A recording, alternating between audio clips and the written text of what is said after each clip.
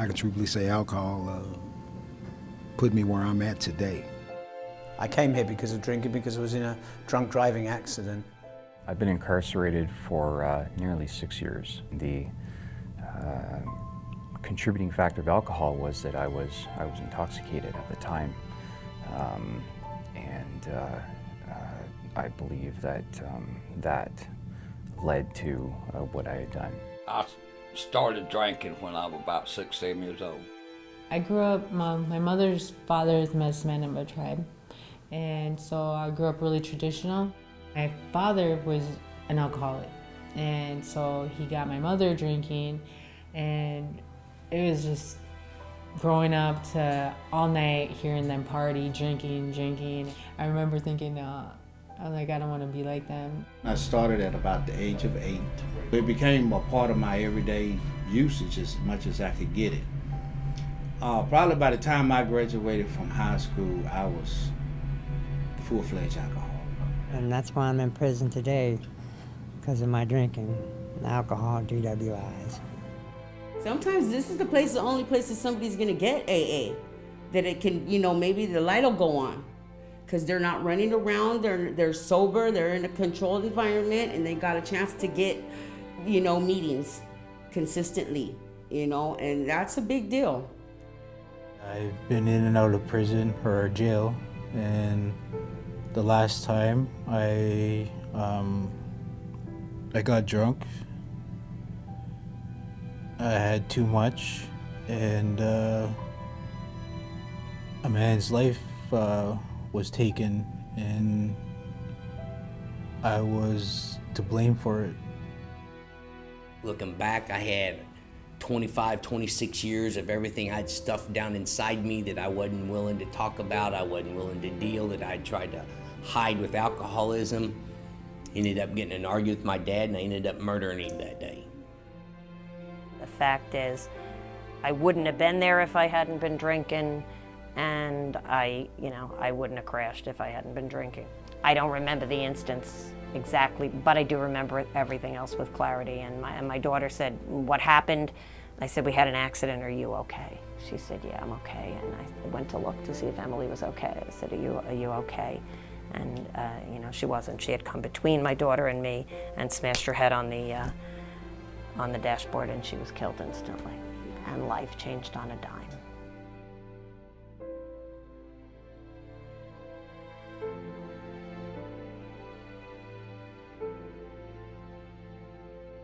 It was morning, we were going out to the beach, and I had a vodka and orange juice in a glass, and I poured it into a plastic tumbler walking out the door, and my girlfriend, who was about 10 years ahead of me in recovery, said to me, "You taking your orange juice to the beach?"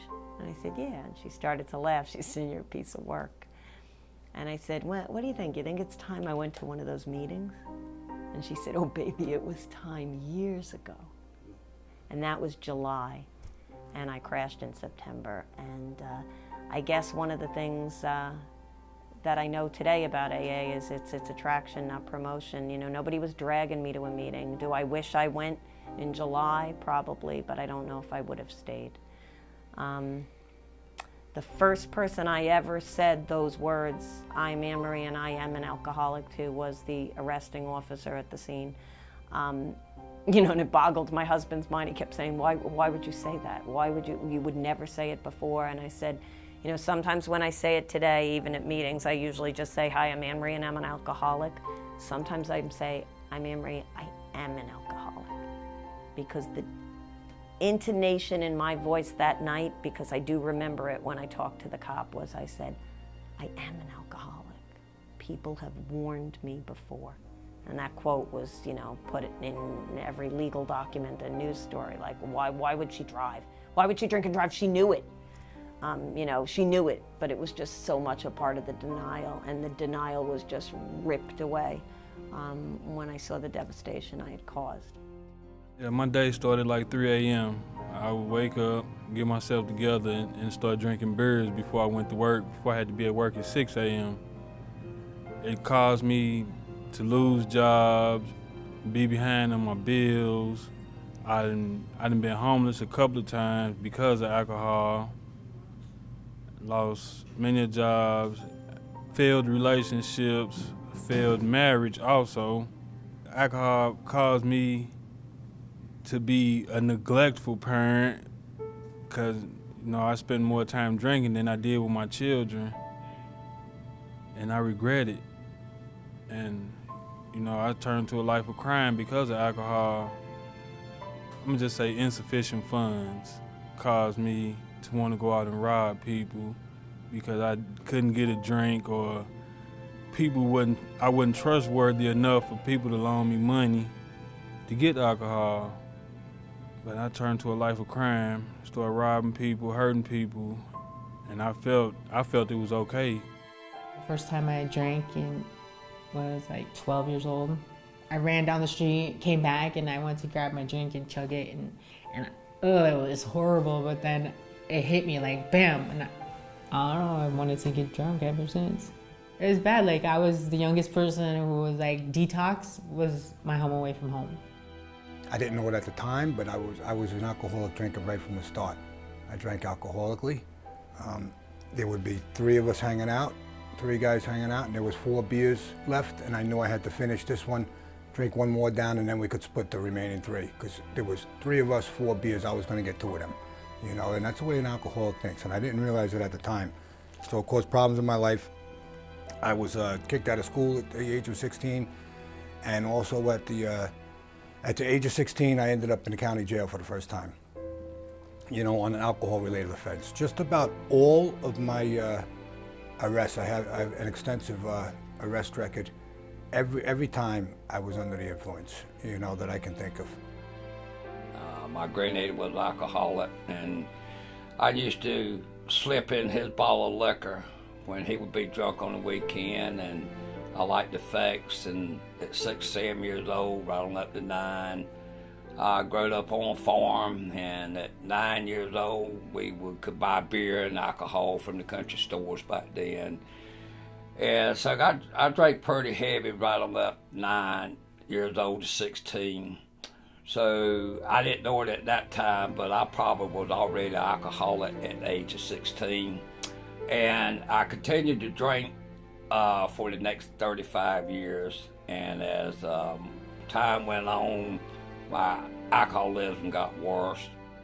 I had to go to a sales meeting at the dealership that I worked for, but I woke up and I really wanted to take a drink. I just had that Monday morning taste that I wanted to take a drink. And so I go through the sales meeting, and I remember looking outside the window. I was on the 2nd floor, and I said to myself, don't get in any trouble today. Because the last few times I drank, there were some really significant consequences. And so I said, don't get in any trouble today. And I left the sales meeting. Once I left the sales meeting, I knew I didn't have to be back at the dealership for about 3 hours. 1 o'clock is when I needed to be back. And so I left, I bought some alcohol, I started to drink, and the craziness set in. And 3 hours later, 3 hours, 10 minutes later, I look at my watch and it's 10 after 1. And I knew then and there that I was in some trouble, because I was about 20 minutes away from the dealership. And the way that I looked, you knew that I'd been drinking, and I was on a no drink, no drug contract, meaning I was going to be fired. And I was basically on a no drink, no drug contract at home. I wasn't going to be able to come home. And so I looked up, and there was a bank. And I went another block, there was another bank, and I pulled in. And I remember seeing on some of the cable television stations, people going in with a note and robbing a bank.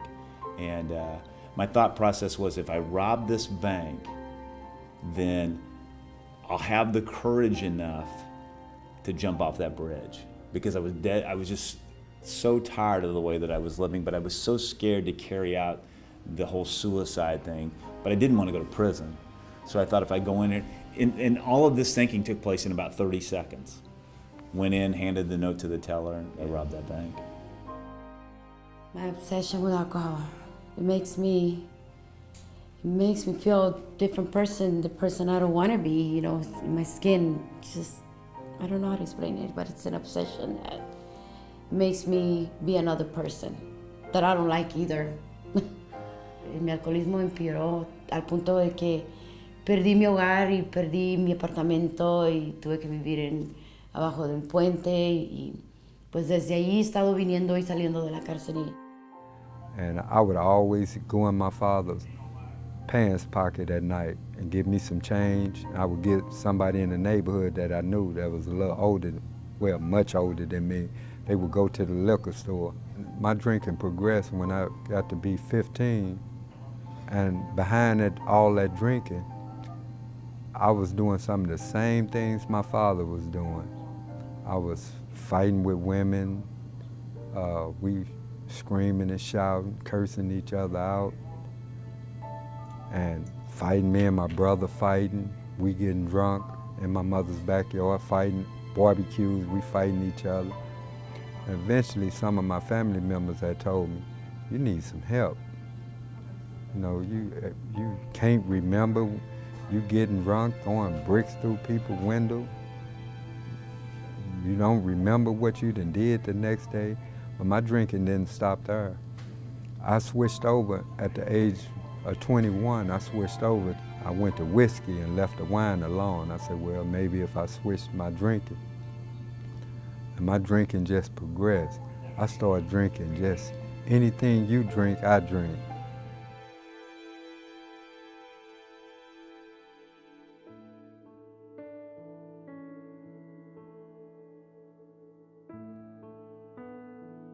Being in prison on a domestic case, one of the facilitators asked me, is alcohol by any chance related to domestic violence?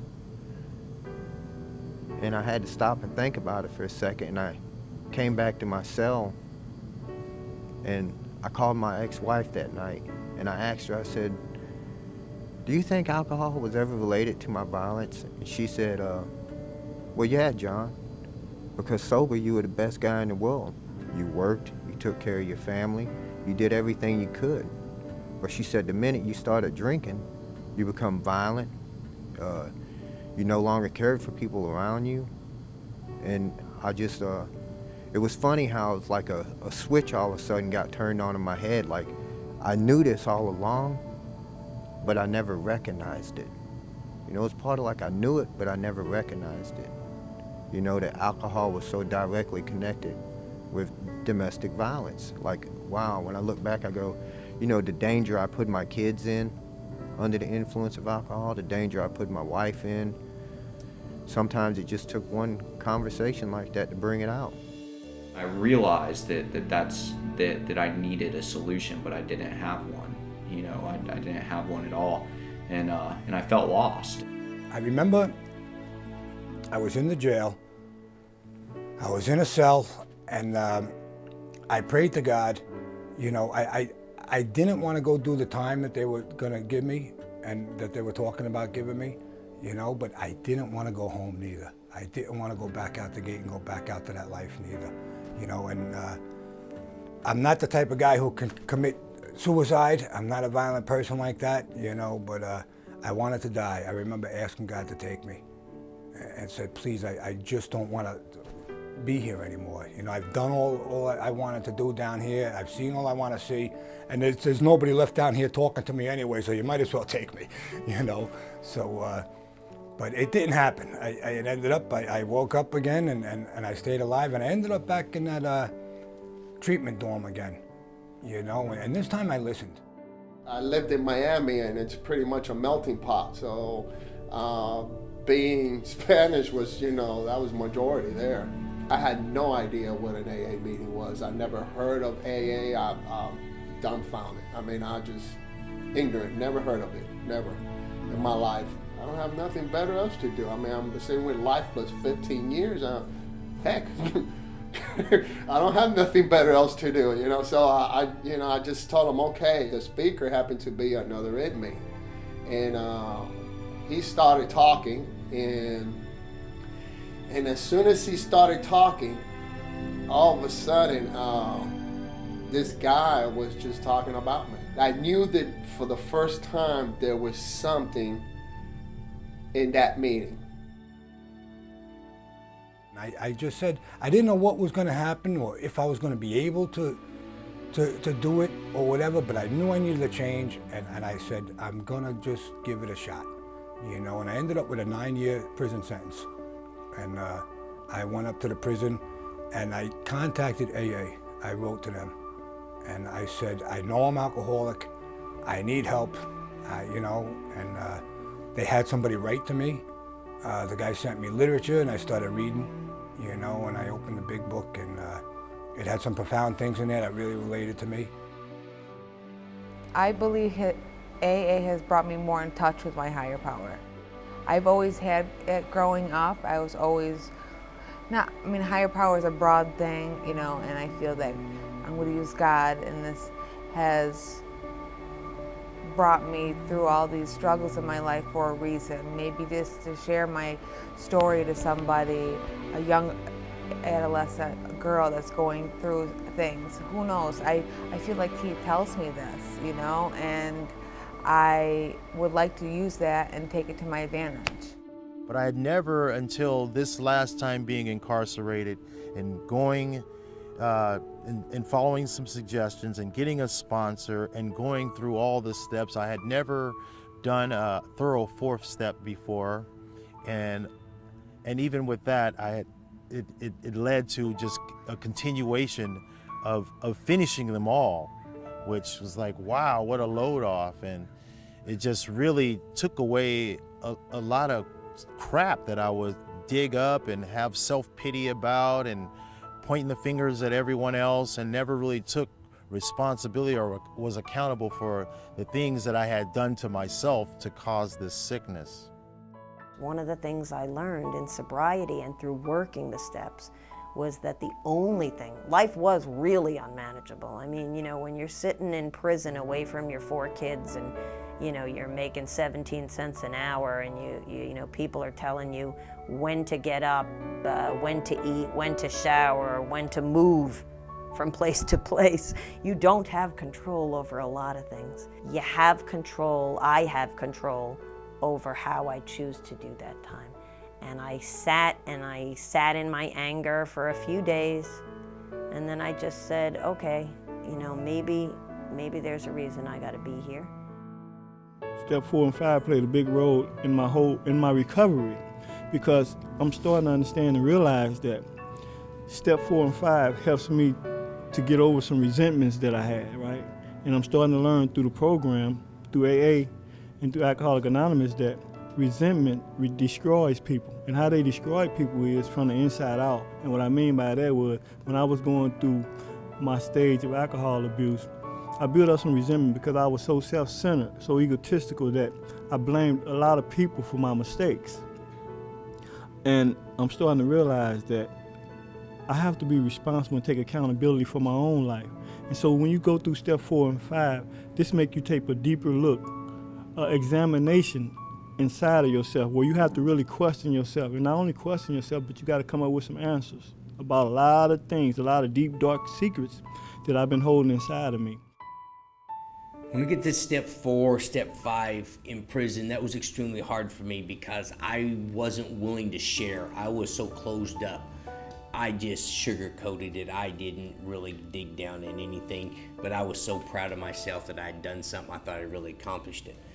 But over the next couple of years, I started speaking with the VICs as they come in. I actually started speaking with a couple of the other inmates in the program and realized that I had to start opening up. And it was when I actually started looking at all the fears, those insecurities, how I had harmed people.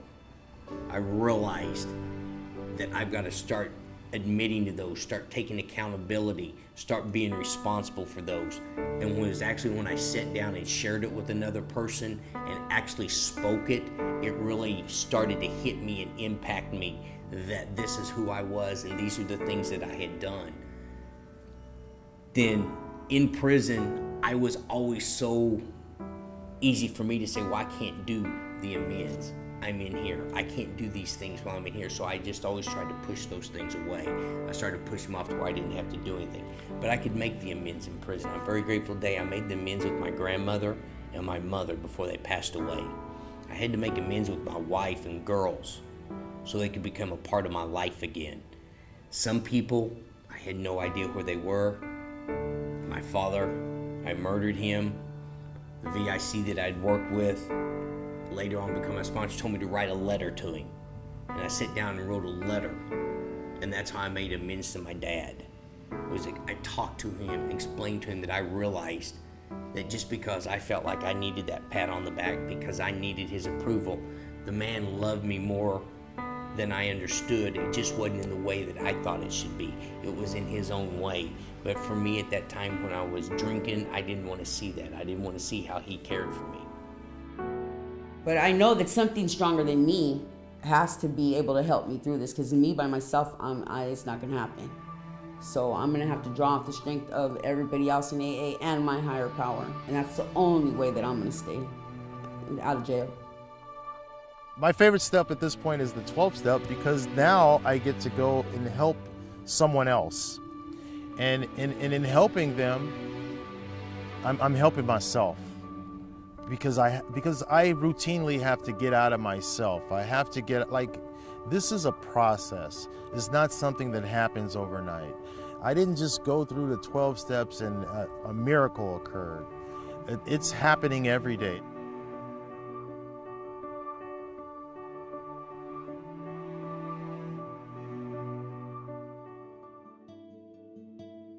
One of the guys who I thought just the other day came up to me in the gym and just said to me, "Man, how do you stay so?" And I told him, he said, "Calm and all this." And I told him I say the Serenity Prayer in the morning. I say it at the end of the day. I read my reflections book in the morning. And I said, that gives me a way to just start the day. And then I take it from there. I don't know how tomorrow will be, but I do that every day. And he said, wow. He goes, and he asked me, and I showed him the reflections book. And the other day he told me he got it. So you can never know. It's all about suggestions. I'm finding that works for me as well. I'm never going to tell anyone what to do. What I like about the big book is that if you read it and you're a real alcoholic, you can't deny that what's in that book is true. You can't. I mean, I can't. And I'll be truthful with myself, you know. Rarely have we seen a person fail who has thoroughly followed our path. I like the daily reflection and the grapevine. I really associate with the stories in there that that lets me know I'm not alone, because I was an alcoholic.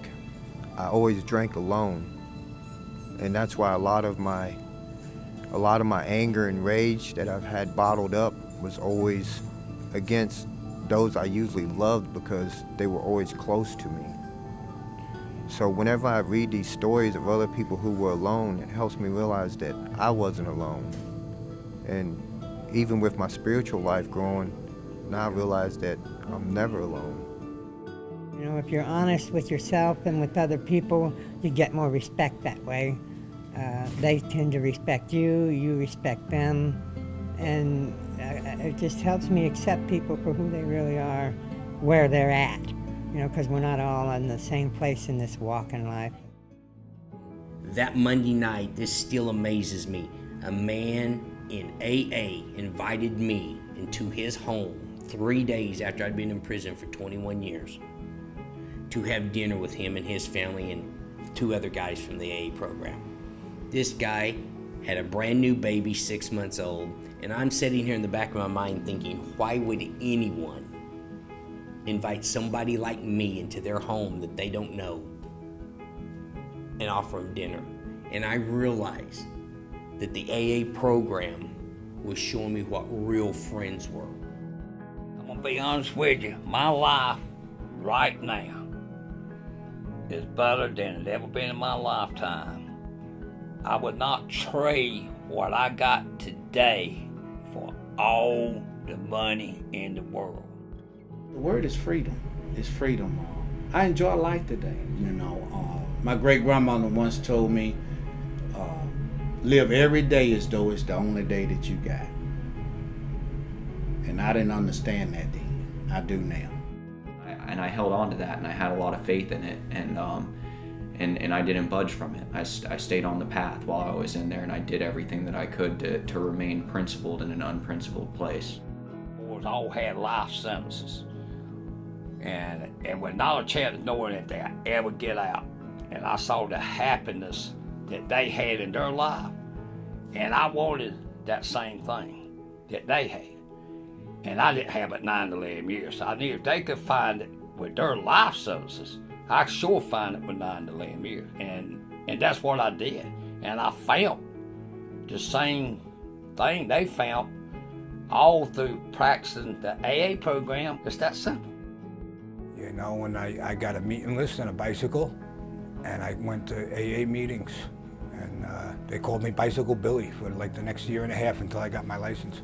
And just doing the right thing, the next right thing, and going to meetings. The people in AA said, it's okay, you got a place to stay, it's all right, just don't drink, everything's gonna be okay.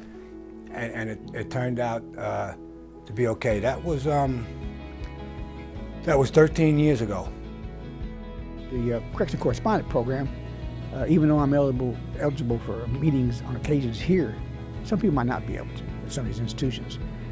And I'm only having a meeting, say, once a week.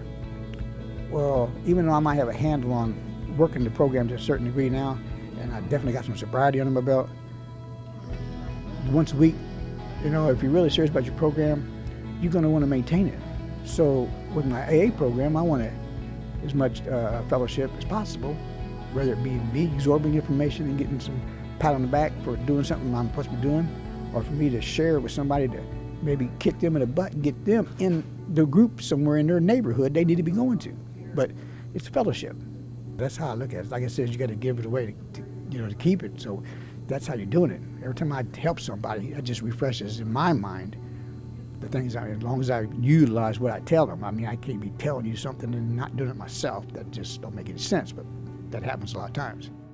Don't let the language barrier to be something that is going to hinder you,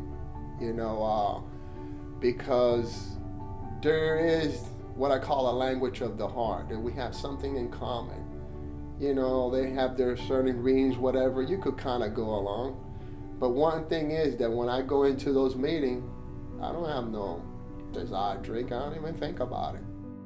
The alcohol is it's not a part of my culture. My favorite passage is this. I think it's in Promise. It say, no matter how far down the scale we're gone, we will see how our experience can benefit others. I like sharing. And that's what that does. That's telling me about sharing. And it's telling me also about, I can relate to it because in my alcoholic state, man, I done did some things that I never would have did if I was in my right state of mind. And I know other alcoholics, when I hear their story, they basically say the same thing. You done heard of people selling themselves, stealing, robbing, killing. In that state, in an alcoholic, it reminds me of me because I have went really far down the scale. But it brings me back up because it says no matter how far down the scale you're going, you will see how your experience can benefit others.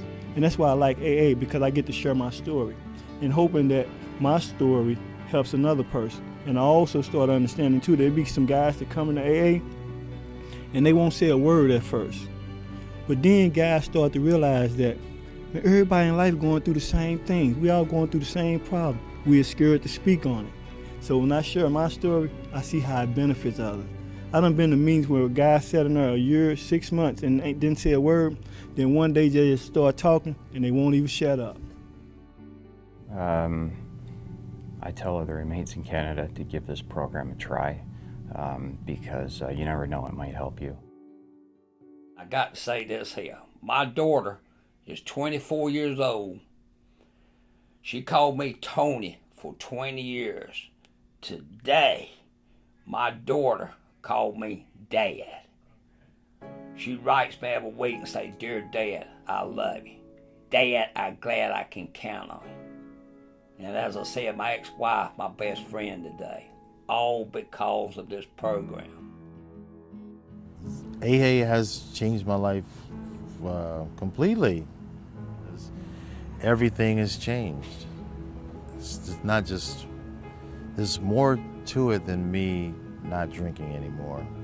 Just the peace that has come with the change of lifestyle is, I'm certain it's gonna get better.